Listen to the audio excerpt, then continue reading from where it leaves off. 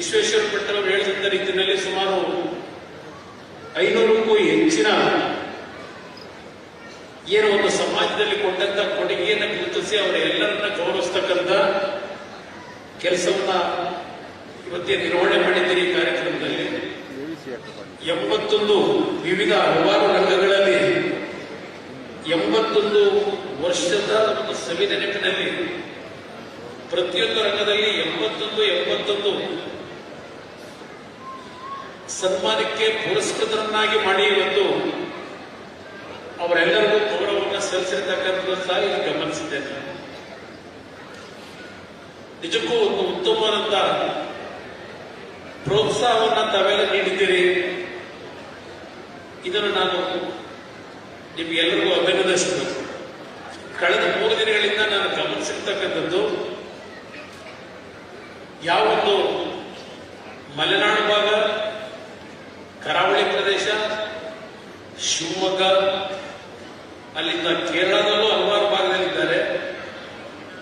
ಅದೇ ರೀತಿಯಲ್ಲಿ ದಕ್ಷಿಣ ಕನ್ನಡ, ಉಡುಪಿ ಭಾಗದಿಂದ ಈ ಒಂದು ಸಮಾಜ ಅತ್ಯಂತ ಜನಸಂಖ್ಯೆಯಲ್ಲಿ ಕಡಿಮೆ ಇದ್ರು.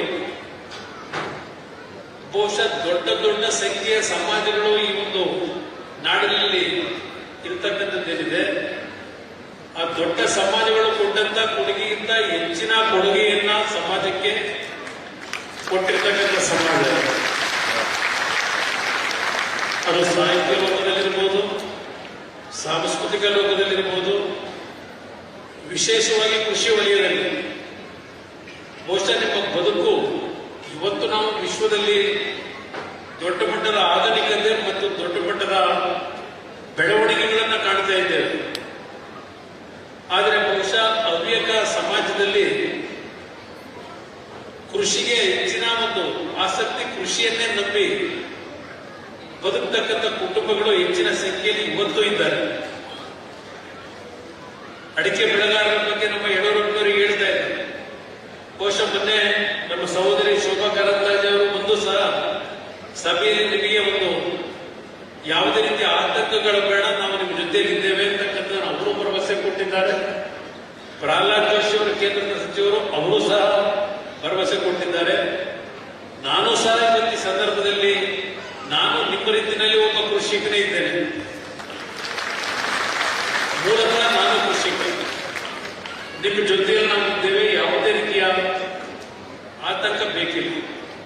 ಕೇಂದ್ರ ಸರ್ಕಾರ ಈಗಾಗಲೇ 10 ಕೋಟಿ ರೂಪಾಯಿಗಳ ಒಂದು ಸಂಶೋಧನೆಗೆ ಹಣವನ್ನು ಕೊಟ್ಟಿರತಕ್ಕಂಥದ್ದಷ್ಟೇ ಅಲ್ಲ, ಏನು ಇವತ್ತು ಒಂದು ರೀತಿಯ ಅಪಪ್ರಚಾರ ಇದೆ.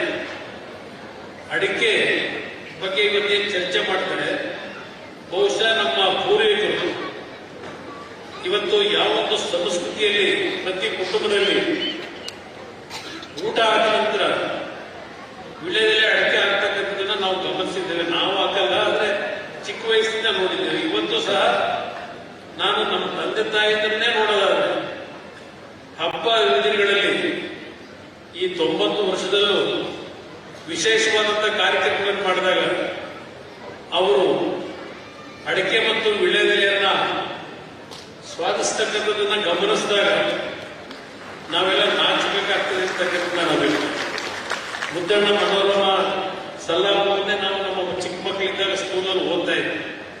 ಇದೆಲ್ಲ ಒಂದು ಇತಿಹಾಸ ಇದೆ.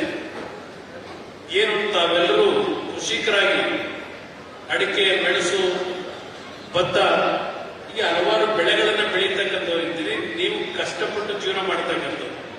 ವಿಶ್ವೇಶ್ವರ ಭಟ್ಟರು ಹೇಳಿದಂಥ ರೀತಿಯಲ್ಲಿ ಹಳ್ಳಿಗಳು ಇವತ್ತು ಒಂದು ರೀತಿಯಲ್ಲಿ ವೃದ್ಧಾಶ್ರಮವಾಗಿ ಪರಿವರ್ತನೆ ಆಗ್ತಾ ಇದೆ. ಯುವಕರುಗಳು ಹಳ್ಳಿಯನ್ನ ನಿರ್ಗಮಿಸಿ ಬದುಕುಗೋಸ್ಕರವಾಗಿ ಹಳ್ಳಿಗಳನ್ನ ಮರೆತಿದ್ದಾರೆ ಅಂತಕ್ಕಂಥದ್ದೇನಿದೆ, ಬಹುಶಃ ನಾನು ಹಲವಾರು ಬಾರಿ ಚಿಂತನೆ ಮಾಡ್ತೀನಿ. ಇವತ್ತೇ ನಾವು ನೋಡ್ತಕ್ಕಂಥ ನಗರದ ದೊಡ್ಡ ಕಟ್ಟಡಗಳು, ದೊಡ್ಡ ಗುಡ್ಡ ಕೈಗಾರಿಕಾ ವಸಾಹತುಗಳನ್ನು ನೋಡಿದಾಗ ಬಹಳ ದಾಪಗಾಲಕ್ಕೆ ವಿಶ್ವಕ್ಕೆ ನಾವು ಸ್ಪರ್ಧೆ ಹೊಂದಿದ್ದೇವೆ. ಇವತ್ತು ನಮ್ಮ ದೇಶ